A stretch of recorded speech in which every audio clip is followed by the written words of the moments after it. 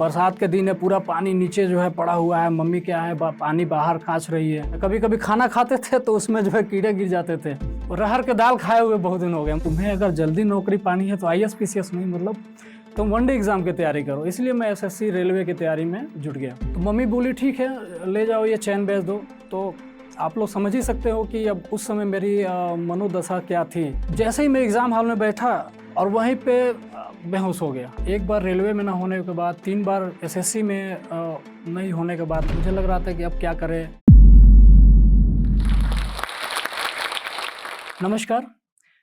एक below poverty line का लड़का जिसके पास रहने के लिए मात्र झोपड़ी थी, आमदनी के रूप में मात्र डेली के 50-60 रुपया इनकम की माँ करती थी दुकान चलाकर। पिताजी जिसके नहीं रहे और झोपड़ियाँ ऐसी थी जिसकी हालत इतनी दयनीय थी कि बरसात के दिन में ऊपर से कीड़े मकोड़े और पानी गिरा करते थे।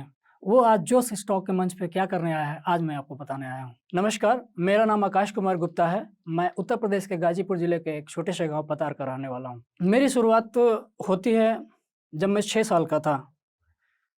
मेरे परिवार में सब कुछ अच्छा चल रहा था, कोई दिक्कत नहीं थी। लेकिन अचानक ही मेरे पिताजी को जॉन्डिस होता है और उनका देहांत हो जाता है। उस समय तो मैं लगभग 6 साल का था। मेरा एक छोटा भाई, छोटी बहन। मुझे कुछ समझ में नहीं आ रहा था कि क्या हो रहा है, अबोध बालक था। जब भी देखता माँ रोती रहती थी, चारों ओर महिलाएं घिरी रहती थी।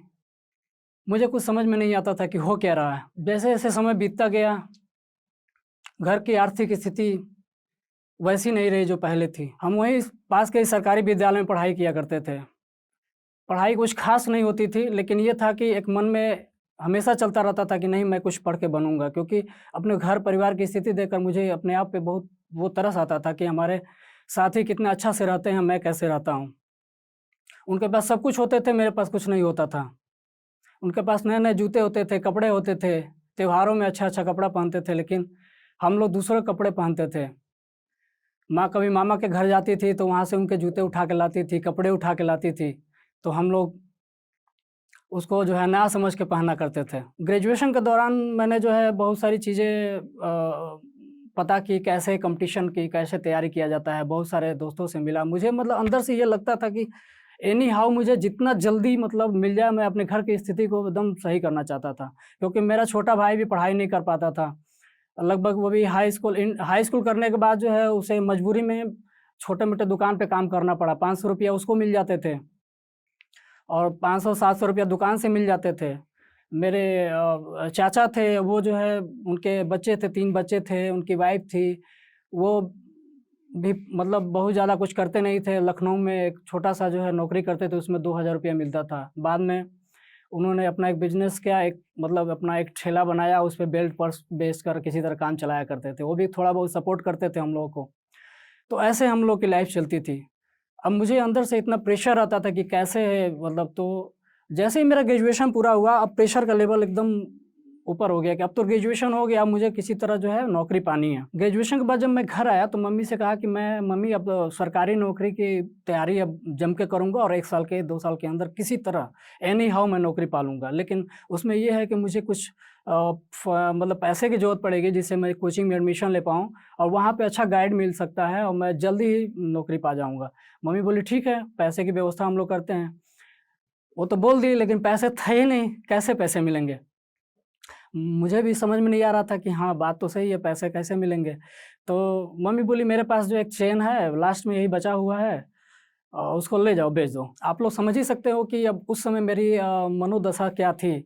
मैं कितना प्रेशर में था कि मैं मतलब लास्ट मम्मी के पास यही एक चेन था और कुछ नहीं था, उसको भी मैं बेचकर जो है पढ़ने जा रहा हूँ। अब ऐसी स्थिति में कैसे मैं डिसीज़न लूँ? लेकिन फिर भी मैं, अब मेरे मेरे मेरे हौसले बहुत बुलंद थे कि नहीं, मैं कुछ कर सकता हूँ। मैं गया और उसे मतलब 10 ग्राम की जो चेन थी उसे 7,000 रुपया मैंने बेचकर वो जो है लेके गया और एडमिशन कराया। 7,000 रुपया मैं लेके इलाहाबाद गया और वहाँ पे मैंने एक कोचिंग में एडमिशन लिया। कुछ पैसे बचे, उसको मैंने रख लिया कि फर्दर जो है 2-3 महीना तक चलाऊँगा और घर से माँगना नहीं पड़े। मैं ऐसे अपने आप को सीमित कर लिया, इतना लिमिटेड खर्चा में अपने आप को सीमित कर लिया कि आप विश्वास नहीं करोगे। मतलब रूम का किराया देने के अलावा मेरे पास जो बुक खरीदने के लिए पैसे नहीं होते थे, तो मेरे पास जो भी बुक पुरानी बुक होती थी जो मैं ग्रेजुएशन के दौरान खरीदा था, उस बुक को ले जाता था, रीसेल करता था, कुछ पैसे मिलते थे, उस पैसे से मैं कॉम्पिटिशन का बुक खरीदता था। मतलब चाय पीने के लिए अगर मैं बाहर जाता था तो देखता था कि डेली लड़के हमारे चाय पीते थे, समोसा खाते थे, सब कुछ खाते रहते थे। मैं जाता था तो पेपर पढ़ता था, चाय बिना चाय पिए वापस आ जाता था। मैं ये सोचता था कि मैं 2-3 दिन 3 दिन तक चाय नहीं पीऊँगा तो एक दिन बैठ के समोसा और चाय खाऊँगा। मतलब इस लेवल को आप समझ सकते हैं कि क्या स्थिति थी, कैसे मैं पैसे को मैनेज करता था। घर पे नहीं बताता था कि मम्मी मैं ये करता हूँ। अक्सर शाम को इलाहाबाद में लाइट चली जाती थी, 5 बजे के बाद लाइट चली जाती थी, सारे लड़के छत पे चले जाते थे अपना मतलब गपशप किया करते थे। मैं ये सोचता था कि मैं 1-1 मिनट में अपना जो है उसको यूटिलाइज़ करूँगा। मेरे मन में ये था कि मेरे पास टाइम तो नहीं है, कितना माँ देगी? कहाँ से मैं सर्वाइव करूँ? मेरे पास टाइम नहीं है। मैं एक-एक रुपया को मैनेज करता था। वहाँ से जाता था, कैंडल खरीद के लाता था, रात को बैठ के वही शाम को मैं कैंडल जला के पढ़ता था। भले ही गर्मी हो, कुछ भी हो, पूरा पसीने से लथपथ रहते थे। दोस्त कहते थे, "नहीं यार, ये क्या कर रहा है? मतलब आओ ऊपर आओ, घूमते हैं, बात करते हैं।" मैं नहीं जाता था। मेरे ऊपर हँसते थे, "अरे यार, बहुत पढ़ाकू बना है, ये क्या उखाड़ लेगा, ये कर लेगा, वो कर लेगा।" हम कहे, "यार देखो, तुम लोग की अपनी लाइफ़ है, मेरी अपनी लाइफ़ है। मैं अपना जानता हूँ, तुम लोग अपना जानो। मैं यहाँ पढ़ने आया हूँ, बाकी मुझे कुछ नहीं पता है। मुझे कुछ नहीं करना, मैं बस पढ़ना चाहता हूँ। मुझे कुछ करना है।" मैं अपने दोस्तों को अपने बारे में नहीं शेयर करता था क्योंकि मुझे अंदर से इतना मतलब इन्फीरियर महसूस होता था क्योंकि मैं इस चीज़ को देख चुका था, अपने बचपन में देख चुका था कि मुझे हमेशा लोग दया की भावना से देखते थे। मुझे अलग मतलब समाज मतलब लगता था कि नहीं, ये अलग टाइप के लोग बिहेव करते थे हमारे साथ। 2 महीने बाद जब मैं घर आया देखता हूँ कि जो घर थी, घर क्या थी मतलब 2 झोपड़ी थी और झोपड़ी वो भी जर्जर हो गई थी और मैं देख रहा हूँ कि बरसात के दिन है, पूरा पानी नीचे जो है पड़ा हुआ है, मम्मी क्या है पानी बाहर खींच रही है। खाना बनाने से पहले पूरा पानी निकालना पड़ता था, तब जाके खाना जो है सूख जाता, तब खाना हम लोग बना के खाते थे, रहते थे। रात को सोते समय ऊपर से पानी टपकने लगता था, कभी-कभी खाना खाते थे तो उसमें जो है कीड़े गिर जाते थे। मतलब ऐसी स्थिति थी कि बस ये लगता था कि भगवान ये मतलब ये हम ही लोग के साथ क्यों ऐसा हो रहा है? और सबके पास पक्के मकान हैं, ये है, वो है। तो लेकिन मुझे लगता था कि नहीं मैं कुछ तो मतलब अपनी माँ के लिए, अपने अपने परिवार के लिए करूँगा। ऐसी दयनीय स्थिति थी कि मम्मी हमसे बताती नहीं थी, लेकिन मेरे भाई मुझसे शेयर करते थे। कहते थे कि भैया कभी-कभी अरहर के दाल खाए हुए बहुत दिन हो गए। मतलब महीने में 1-2 दिन अरहर के दाल खाते थे, नहीं तो मटर के दाल खाते थे। जो राशन के चावल मिलते थे, उससे काम चलता था। कभी-कभी सब्ज़ी नहीं बनती थी, तो चटनी के साथ अपना मतलब गुज़ारा करते थे हम लोग। चटनी-रोटी खा लेते थे। ये स्थिति थी और लगातार ऐसी बनी रही और भी दयनीय होती गई। माँ बोली कि बेटा अब तो ग्रेजुएशन हो गया कितने दिन और लगेंगे? मैं बोला कि माँ 1 साल बस मुझे दे दो, 1 साल दे दो उसके बाद मैं तुम्हें ज़रूर कुछ ना कुछ जो है करके दिखाऊँगा। तो बोले कि तुम्हारी बहन है उसकी भी शादी करनी है।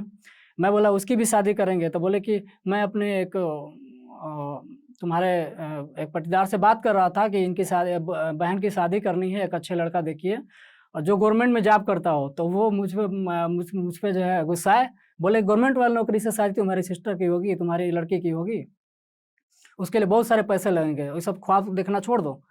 मम्मी बोली कि देखो ऐसे कह रहे थे। मैं बोला कि यार तुम टेंशन मत लो ना, मैं हूँ ना, तुम्हें जो मुझसे कहो किससे शादी करनी है मैं करूँगा। बस थोड़ा-सा मुझे समय दो, मैं करके दिखाऊँगा तुम्हें। मेरे ऊपर विश्वास है ना तुमको, जैसे चल रहा है चलने दो, कोई दिक्कत नहीं है। बस खाने-पीने को मिल रहा है, बाकी मैं देख लूँगा।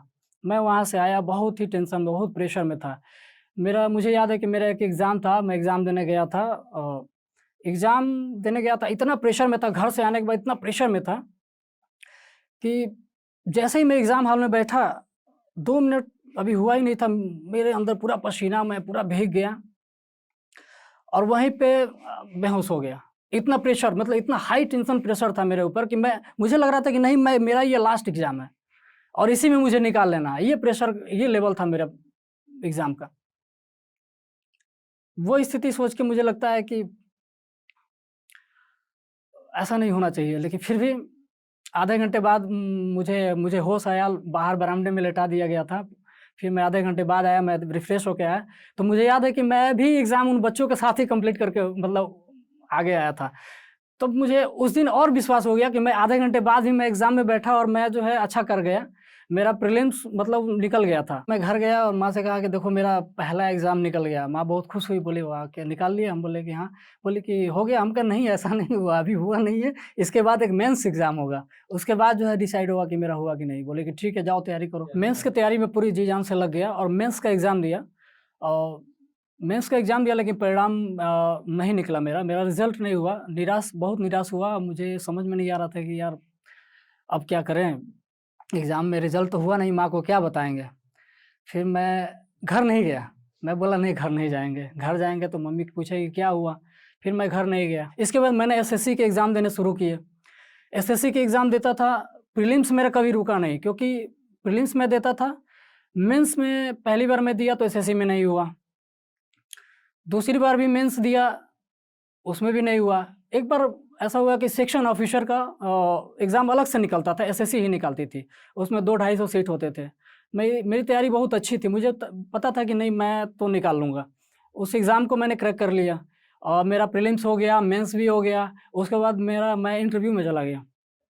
इंटरव्यू में गया वहाँ पे मुझे मतलब मैं रिजेक्ट हो गया, मेरा फाइनल नहीं हो पाया। उसमें बहुत ज़्यादा मैं निराश हुआ था, क्योंकि बहुत अच्छा पोस्ट था और मैं चाहता था कि इस पोस्ट इसको इसको मैं निकाल लूँगा, नहीं निकल पाया। एक बार रेलवे में ना होने के बाद 3 बार एसएससी में नहीं होने के बाद मैं पूरी तरह से मुझे लग रहा था कि अब क्या करें?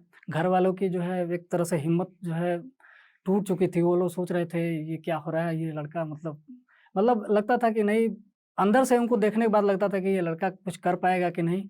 फिर मैंने माँ से कहा कि माँ मुझे एक बार एक चांस और दो क्योंकि आर्थिक स्थिति ऐसी थी कि मतलब माँ ने मुझे पढ़ाने के लिए और लोगों से जो साहूकार थे, गाँव के साहूकार से उनसे 3-3% पे कर्ज़ ले लिए थे और मुझे बताती नहीं थी कि नहीं मैंने कर्ज़ लिया। वो कर्ज़ जो है लगभग डबल हो गए थे, 20,000 का कर्ज़ 40,000 हो गया था।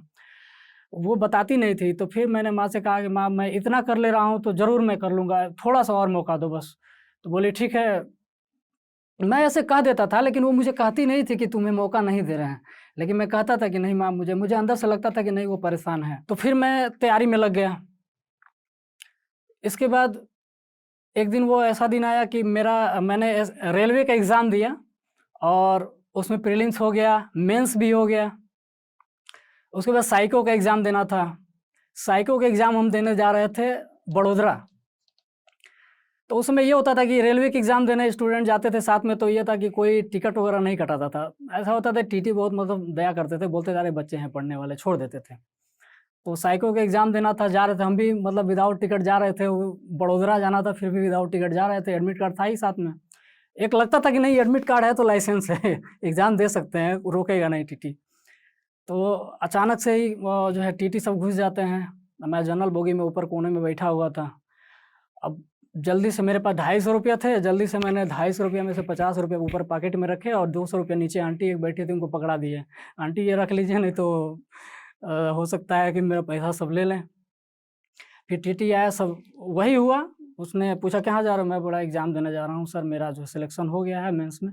बोले इससे क्या हो जाता है? तुम लोग ऐसे ही जो है विदाउट टिकट चलते रहते हो बताओ? तो मैं बोला सर पैसे नहीं है, तो बोले पैसे क्यों नहीं है? हम बोले नहीं है सर देख लीजिए। तो देखिए मतलब अब ये टीटी अब जैसे भी हो, उन्होंने मेरा पूरा पैंट शर्ट देखा उसमें ₹50 है, अब देखा फिर बोला कि अच्छा ₹50 लेके एग्ज़ाम दे दोगे बड़ोदरा में? मैं बोला सर हो जाएगा, अब कर लेंगे हम।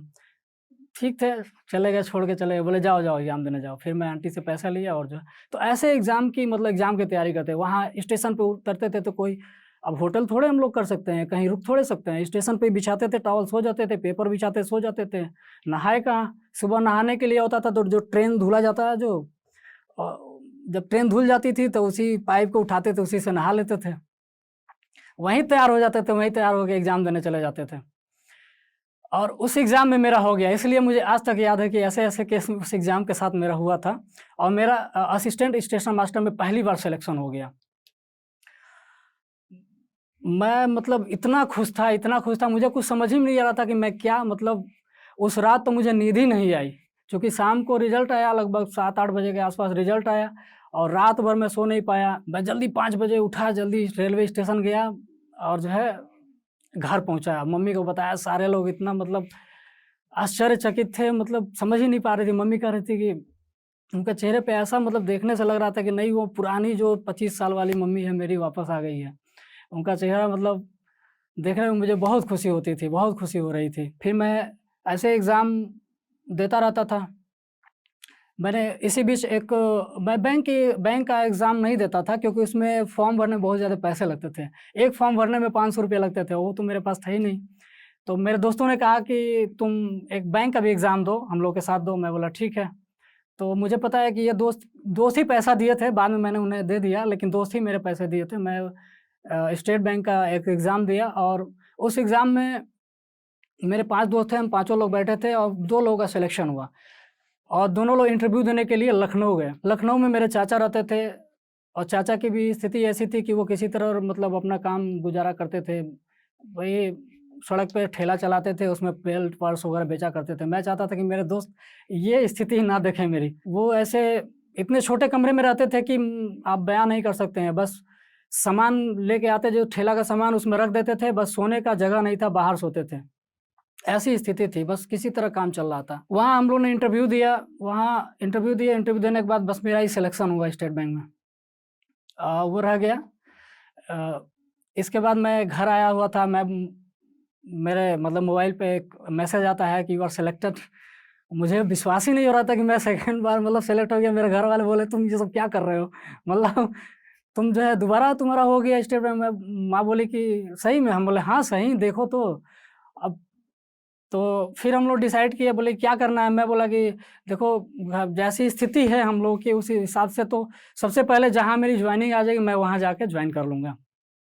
बाद में जो होगा देखा जाएगा। और लगभग 2 महीने बाद मेरी जॉइनिंग आ गई, मैं स्टेट बैंक में जॉइन कर लिया। जॉइन करने के बाद 6 महीने के बाद मुझे मेरा जो है एसएससी में जो मैं बता रहा नहीं हो रहा था, वहाँ भी हो गया। मैं इनकम टैक्स असिस्टेंट के रूप में जो है मेरी जो है एक्साइज़ में जो है रिज़ल्ट आ गया। मैं वो जॉइन नहीं किया।